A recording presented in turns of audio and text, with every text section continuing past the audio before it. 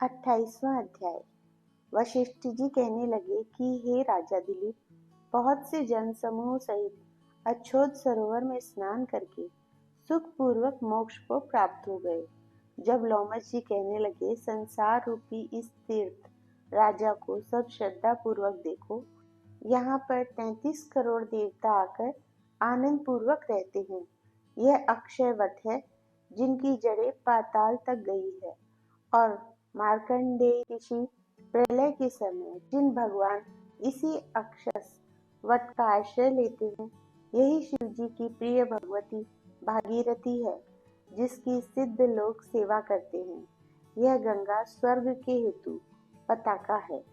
इसका जल पीकर मनुष्य मुक्त हो जाते हैं। हे मुनि, सभी प्राणी इस नदी को यमुना से मिली हुई पाते हैं। इसका संगम बड़े पुण्य से प्राप्त होता है।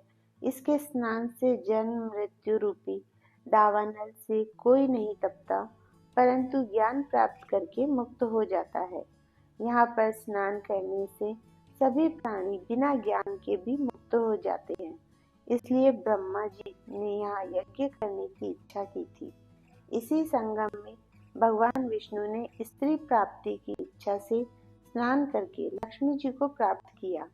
यहाँ पर त्रिशूलधारी शिव जी ने त्रिपर दैत्य को मारा था, और प्राचीन काल में उर्वशी स्वर्ग से गिरी थी तथा स्वर्ग पाने की इच्छा से यहाँ पर ही उसके स्नान करने से नहुष कुल के राजा ययाति ने वंशधर पुत्र प्राप्त किया।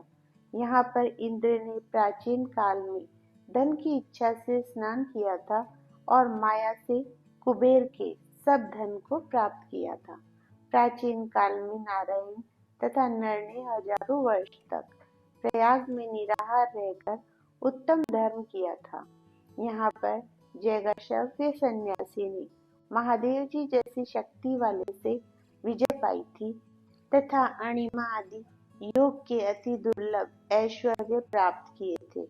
इसी क्षेत्र में तपस्या करके श्री भारद्वाज सप्त ऋषियों में सम्मिलित हुए।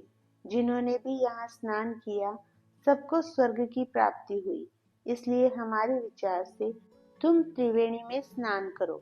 इस स्नान से पहले किए हुए तुम्हारे सब पाप नाश हो जाएंगे और संपूर्ण वैभवों को प्राप्त हो जाओगे। ऋषि के इस प्रकार के सत्य वचन सुनकर सभी त्रिवेणी में स्नान करने लग गए, और उसी स्नान करने से सबकी पिशाचता नष्ट हो गई। श्राप से विमुक्त होकर उन्होंने अपना शरीर धारण कर लिया। वेदनिधि ने अपनी संतान को देखकर प्रसन्न चित्त होकर लोमश जी को संतुष्ट किया और कहा कि आपके अनुग्रह से ही श्राप से विमुक्त हुए। अब आप इन बालकों के योग्य धर्म को कहिए। लोमश जी ने कहा कि इस युवा कुमार ने वेदों का अध्ययन समाप्त कर लिया है, इसलिए इन कन्याओं के प्रीति पूर्वक कर कमलों को ग्रहण करें। तब लोमश जी तथा अपने पिताजी की आज्ञा से इस ब्रह्मचारी ने 5 कन्याओं से विवाह किया। इन कन्याओं के सब मनोरथ पूर्ण हुए। जिसके घर में लिखा हुआ यह महात्म में पूजा जाता है, वहाँ नारायण ही पूजे जाते हैं। पुष्कर तीर्थ में, प्रयाग में, गंगा सागर में, देवालय में, कुरुक्षेत्र में तथा विशेष करके काशी में इसका पाठ अवश्य करना चाहिए। पुष्कर तीर्थ में ग्रहण के अवसर पर इसके पाठ का दुगना फल मिलता है, और मरने पर वैष्णव पद को प्राप्त होता है। जय श्री राधे राधे।